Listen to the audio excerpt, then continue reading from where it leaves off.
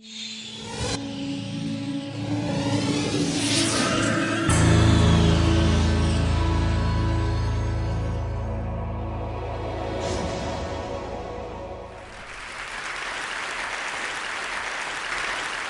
we look around us, much of what surrounds us kind of started life as various rocks and sludge buried in the ground in various places in the world.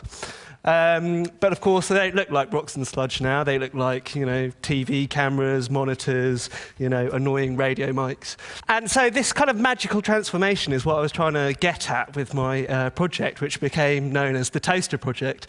And it was also inspired by this quote from Douglas Adams. And the situation is from The Hitchhiker's Guide to the Galaxy. And the situation it describes is the hero of the book, he's a 20th century man, finds himself alone on a strange planet, populated only by a technologically primitive people.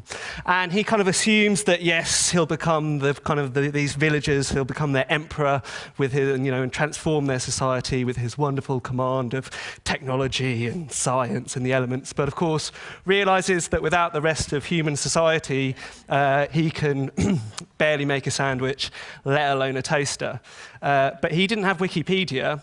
So I thought, OK, I'll try and make an electric toaster from scratch. And working on the idea that the cheapest electric toaster would also be the simplest to reverse engineer, I went and bought the cheapest toaster I could find, took it home, and was kind of dismayed to discover that inside this object, which I'd bought for just £3.94, there were 400 different bits made out of 100 plus different materials.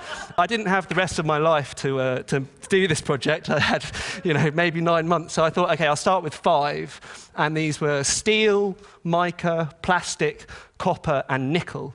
So, starting with steel, how do you make steel?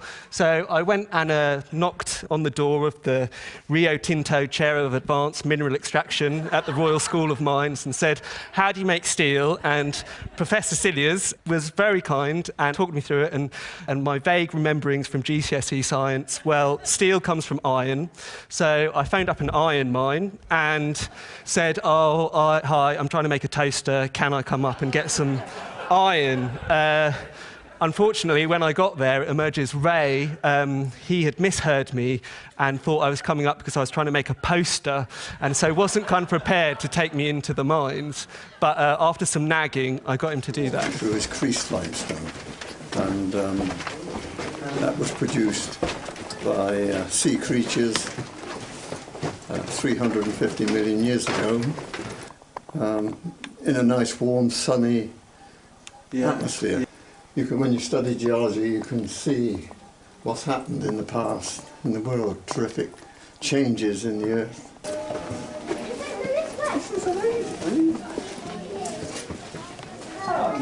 As you can see, they had the Christmas decorations up. And, of course, it wasn't actually a working mine anymore, because though Ray was a miner there, the mine had closed and had been reopened as a kind of a tourist attraction because, of course, it can't compete on the scale of operations which are happening in, South America, Australia, wherever. But anyway, I got my suitcase of iron ore and dragged it back to London on the train, and then was faced with the problem, OK, how do you make this rock into components for a toaster? So I went back to Professor Cilliers, and he said, go to the library. So I did. And was looking through the undergraduate textbooks on metallurgy, completely useless for what I was trying to do, because of course they don't actually tell you how to do it if you want to do it yourself, and you don't have like a smelting plant. So I ended up going to the History of Science library and looking at this book. This is the first textbook on metallurgy written in the West, at least. And there you can see that woodcut is basically what I ended up doing. But instead of a bellows, I had a leaf blower. And that was something that reoccurred throughout the project, was, the smaller the scale you want to work on, the further back in time you have to go. And so this is, after a day and about half a night kind of smelting this iron, I dragged out this stuff and it wasn't iron. But luckily, I found a patent online for industrial furnaces that use microwaves, and 30 minutes at full power, and I was able to finish off the process. So my next The next thing I was trying to get was copper. Again, this mine was once the largest copper mine in the world. It's not anymore, but I found a kind of retired geology professor to take me down, and he said, OK, I'll let you have some water from the mine. And the reason I was interested in getting water is because water which goes through mines becomes kind of acidic and will start picking up, dissolving the minerals from the mine. And a good example of this is the Rio Tinto, which is in Portugal. As you can see, it's got lots and lots of minerals dissolved in it, so many such that it's now just a home for bacteria who really like acidic, toxic conditions. But anyway, the water I dragged back from the Isle of Anglesey, where the mine was, there was enough copper in it such that I could cast the pins of my metal electric plug. So the next thing, I was off to Scotland to get mica, and mica is a mineral, which is a kind of very good insulator and very good insulating electricity. That's me getting mica. And the last material I'm going to talk about today is plastic. And of course, my toaster had to have a plastic case. Plastic is the defining feature of cheap electrical goods. And so plastic comes from oil. So I phoned up BP and spent a good kind of half an hour trying to convince the PR office at BP that it would be fantastic for them if they flew me to an oil rig and let me have a jug of oil. BP obviously have a bit more on their mind now. But even then, they weren't convinced and said, OK, well, we'll phone you back. Never did. So I looked at other ways of making plastic, and you can actually make plastic from, obviously, oils which come from plants, but also from starches. So this is attempting to make potato starch plastic. And for a while, that was looking really good. I poured it into the mold, which you can see there, which I'd made from a tree trunk. And it was looking good for a while, but I left it outside because you had to leave it outside to dry. And unfortunately, I came back and there were snails kind of eating the unhydrolyzed bits of potato.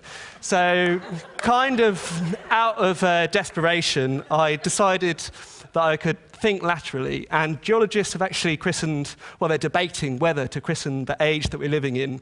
They're debating whether to make it a new geological epoch called the Anthropocene, the age of man. And that's because geologists of the future would kind of see a sharp shift in the strata of rock that is being laid down now.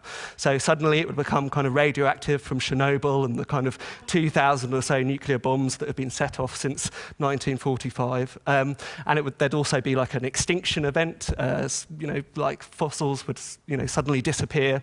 And also, I thought that there would be kind of synthetic polymers, plastics embedded in the rock. So I looked up so I decided that I could mine some of this, modern day rock.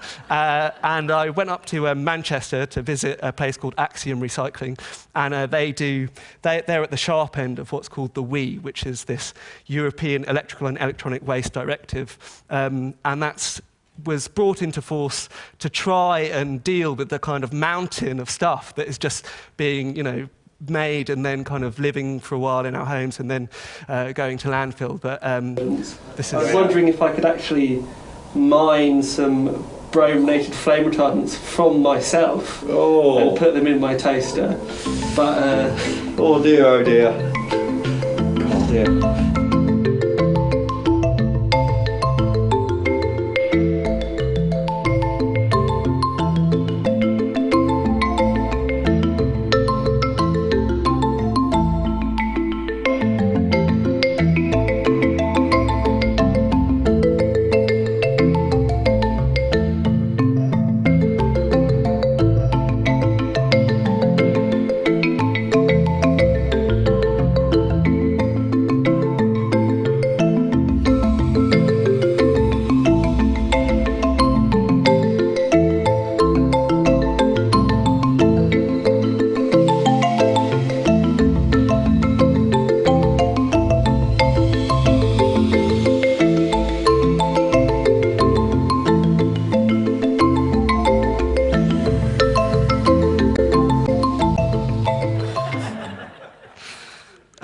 So there's a picture of my toaster.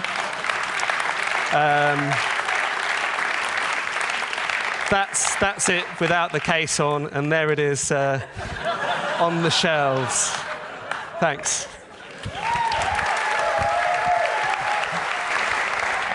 I'm told you did plug it in once. Yeah, I did plug it in. I don't know if you could see, but I was never able to make insulation for the wires. Kew Gardens were insistent that I couldn't come and, hack into their rubber tree. So the wires were uninsulated, so there was kind of 240 volts going through this homemade copper wires, homemade plug. And for about 5 seconds, the toaster toasted, but then, unfortunately, the element kind of melted itself. And but I considered it a partial success, to be honest. Yeah. Thomas Thwaites. Thanks.